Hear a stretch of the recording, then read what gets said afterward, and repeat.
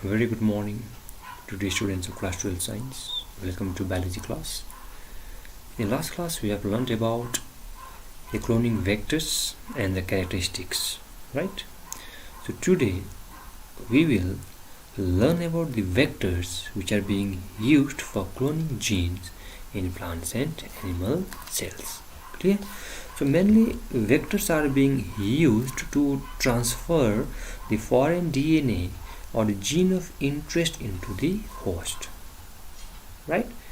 So we have learned about the process of formation of recombinant DNA technology also, and after their formation they are being introduced into the E. coli cell or the host cells in order to produce multiple copies, right?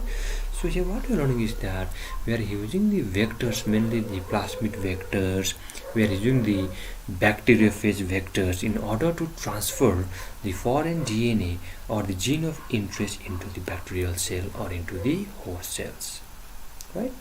The bacteria, the viruses, they are able to transfer those genes or the DNA into the host cells. Not only they are able to transfer those DNA or the gene of interest into the host cells, but they are also able to multiply it within the body of the host. How?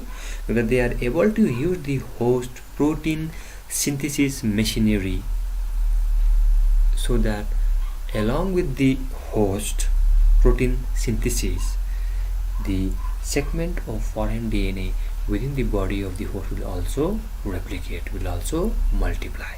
These are the property, okay, of the vector.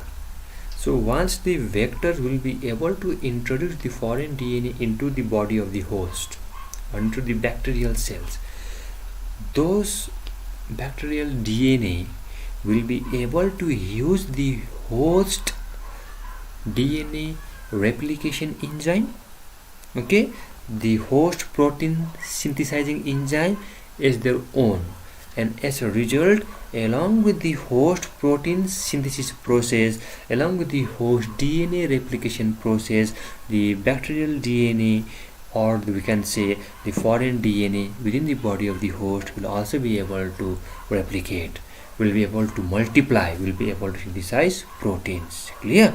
Not only that, but they will also able to change the body of the host also. Okay, so in whatever way they want to change the body of the host, they will be able to change it. So there we have got few examples of the vector which are being used for the transfer of DNA or the foreign gene having the gene of interest into the host, into the plant cell or into the animal cells. So first one is Acrobacterium tumefaciens, which used to cause a crown gall disease in several dicot plants. Okay, so this Acrobacterium tumefaciens, they deliver a piece of DNA called the tDNA, which will transfer a normal plant cell into a tumor causing cells. Okay, and these tumor cells will be able to produce chemicals which is required by the pathogens. Clear? So now the tumor causing cells of this Acrobacterium tumefaciens have the tumor inducing plasmid called the Ti plasmid. That means this Ti plasmid is responsible for inducing the normal cell to develop the cancerous cells. But by the help of this recombinant technology, we can say, okay, this tumor causing gene or the cancer inducing plasmid Ti plasmid has been modified. Okay, this Ti plasmid has been modified, and now it is being used as a cloning vector for the transfer of DNA into the body of the host. That means this Ti plasmid has become now non-pathogenic. It is not able to induce the cancer forming cells in case of the plant cells. It has been modified, it has become non-pathogenic, and now it is being used as the vector to transfer the foreign DNA or the gene having a let's say for DNA having a gene of interest into the plant cells. Clear? Number 2 is retroviruses, which are mainly used to transfer the foreign DNA into the animal cells. Now these retroviruses are also responsible for causing cancerous cells in the animal cells, but the segment of DNA in these retroviruses which are responsible for inducing the cancerous cell formation has been removed. It has been modified. Now these modified retroviruses are not able to induce the formation of cancerous cells in the host cells, and now it is being used is an agent or vector to deliver the gene of interest or the foreign DNA into the animal cell. So kindly remember the two vectors which are being used for the transfer of foreign DNA or the DNA having the gene of interest into the plant cell and animal cell. First one is Acrobacterium tumefaciens and number two is retroviruses, and they can be used as a vector only after being modified. Otherwise they are highly pathogenic. Now we are saying that after the formation of recombinant DNA, they are being introduced into the E. coli cell or into the bacterial cells. If you remember, try to recall the formation of recombinant DNA. After taking the foreign DNA, the vector DNA, we are cutting it, we are ligating it, we are forming the recombinant DNA, and after their formation, we are putting them into the E. coli cells, right? But the E. coli cells or the bacterial cells, they cannot easily take up those recombinant DNA. They have to made competent in order to receive those recombinant DNA. So now how those E. coli cells or the bacterial cells will be made competent, to take up those recombinant DNA to undergo transformation, we will now learn that. So competence of host cells, the transformation process. Okay, so since DNA is a hydrophilic molecule, it cannot easily pass through the hydrophobic bilayer of cell membrane. And to introduce the plasmid DNA into the bacterial cells, these bacterial cells need to be made competent in order to take up those recombinant DNA. So how they are made competent? So these bacterial cells will be treated with the divalent cation like calcium ion. The calcium ion will make a porous or will make a multiple pore in the body of the bacterial cells or the E. coli cells, and from these pores the recombinant DNA will enter the body of the bacteria or E. coli cells. So now the bacteria with the recombinant DNA will be placed or will be incubated on ice. Then it will be given a heat shock treatment. They will be placed on heat or they will be exposed to a temperature of about 42 degrees Celsius, and again they will be placed on the ice. Now by this way the host cells or the E. coli cells will be made competent in order to receive the recombinant DNA or to undergo transformation. If you remember, we have already learned about the processes by which we can select the transformed and the non-transformed cells. If you remember the color test, blue-white test, right, and the intestinal inactivation test. So those tests can be done in order to just segregate the recombinant cell and the non-recombinant cells. Clear? Okay. Now we will learn about the processes of recombinant DNA technology, because there are several steps which are involved in the recombinant DNA technology. Okay, we have got multiple steps, multiple processes which are being involved, which are being used in the process of our DNA technology. The first step is isolation of genetic material, that is DNA. So we have to extract the DNA from the host or from the bacteria. So we have to take up the DNA having the gene of interest from the bacterial cell or from any host cells. For example, gene of interest means having the property of antibiotic resistance. That can be one of the example. Clear? So those DNA segments having the gene of interest needs to be extracted from the body of the host or from the bacterial cell. Second step is separation of isolated DNA fragment. So those DNA fragment which has been isolated now needs to be separated. Okay, they have to be isolated.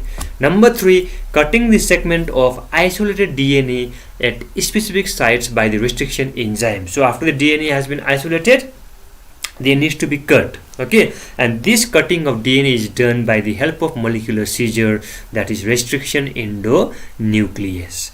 Number 4 is the amplification of gene of interest by using PCR. Amplification means to amplify, to multiply. A single piece of DNA needs to be multiplied, needs to be amplified to produce multiple copies. Okay, so fourth one is amplification of genes by using the method or by the process called PCR. PCR means polymerase chain reaction. And after that, there will be insertion and ligation of DNA segment into the vector, and there will be formation of recombinant DNA. This insertion and ligation into the vector is possible by the help of the molecular glue, that is DNA ligase. Okay, so after that that will be formation of recombinant DNA, and next step is insertion of recombinant DNA into the host cells, where we have to see the transformation process. Okay, the next one is we have to select the transform cells by the different techniques which I have learned already. So seventh one is selection of transformed cells, and eighth one is culturing the transformed host cells to obtain clone, that is cloning of recombinant DNA, followed by the last step, which is culturing transformed host cells to obtain desired product at the industrial level. So these are the different steps which are being used in the process of recombinant DNA technology. Clear? So we have to go through each and step in detail. Clear? We have to go through the process of PCR also in detail. Then we have to go to the second step, which is the important one, separation of isolated DNA fragment, where we have to learn about gel electrophoresis. So each and every step we will learn in detail. So today we will just learn about the first step, that is isolation of genetic material, DNA. How DNA can be extracted, can be isolated from the host cells or from the bacterial cells. So first one, isolation of genetic material, DNA. So what do you mean by isolation of DNA? We are saying that DNA needs to be isolated. So isolation is the process of obtaining the genomic DNA or the plasmid vector DNA in pure form from the host cells or from the bacterial cells. One more time, saying that isolation is the process of obtaining the genomic DNA or the plasmid vector DNA in its pure form from the bacterial DNA or from the host cells, and it has got different steps. We have to go through the first step, second step, and the third step. So we will go through each and every step. So in the first step, we have to isolate. We have to obtain or extract the DNA by breaking up the cell wall or the cell membrane of the host cells. Clear? So digestion of the cell wall or the cell membrane is brought by the help of different enzymes. Suppose we are obtaining the DNA from the bacterial cell, then the bacterial cell needs to be treated with the enzyme lysozyme.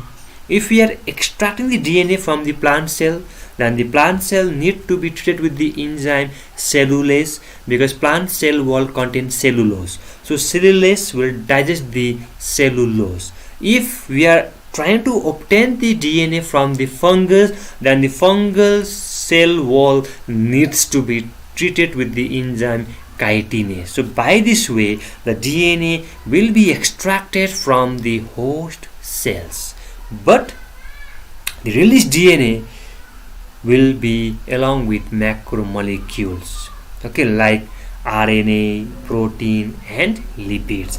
So even in case of eukaryotes, the extracted DNA will be along with histones, the basic proteins which are being used for the packaging of DNA. Okay, so since the extracted DNA will be not in pure form, because we need DNA in pure form, free from macromolecule, free from RNA, protein, lipids.